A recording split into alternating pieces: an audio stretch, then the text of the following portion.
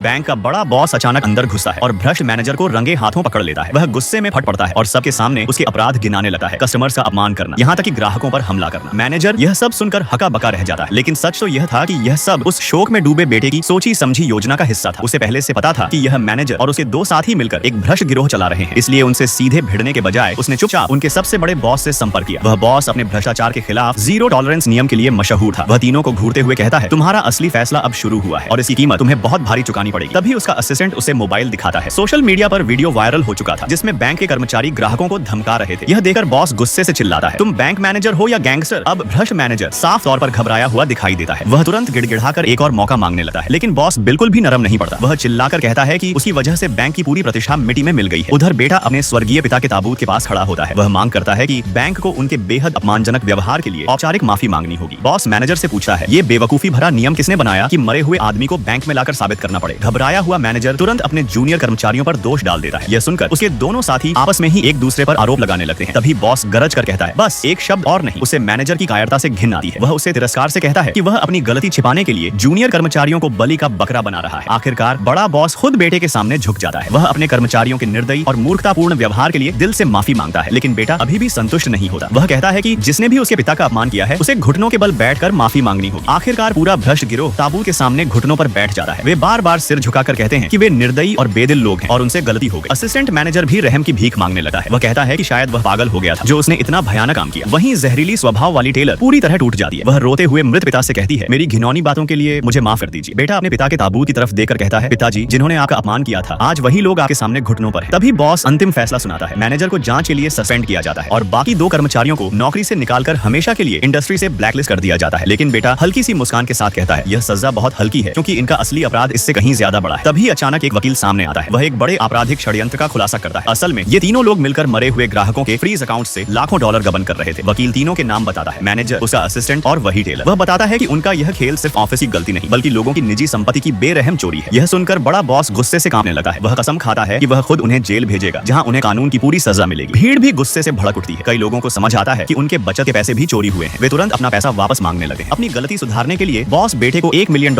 मुआवजे के रूप में देने की पेशकश करता है। यह बहुत बड़ी रकम थी, लेकिन सबको चौंकाते हुए बेटा उस पैसे को ठुकरा देता है। वह कहता है, मुझे सिर्फ वही चाहिए जो मेरे पिता का हक था, उससे एक पैसा भी ज्यादा नहीं। फिर वह अपनी एक ही मांग रखता है, पूरे देश के सामने सभी नेशनल मीडिया पर सार्वजनिक माफी। सिर्फ उसके पिता के लिए नहीं बल्कि उन सभी पीड़ितों के लिए भी। वह चाहता है कि बैंक पूरे देश से वादा करे कि ऐसी घिनौनी और अमानवीय घटना दोबारा कभी नहीं होगी। बॉस उसे मनाने के लिए $3 मिलियन तक ऑफर कर देता है, लेकिन बेटा बिकने वाला नहीं था। वह शांत आवाज में कहता है, यह पैसे का मामला नहीं है, यह तुम्हारे अहंकार और आम लोगों के प्रति तिरस्कार का मामला है। फिर वह ठंडे स्वर में कहता है, अब वक्त आ गया है कि तुम लोग सच में अपना सिर झुकाओ।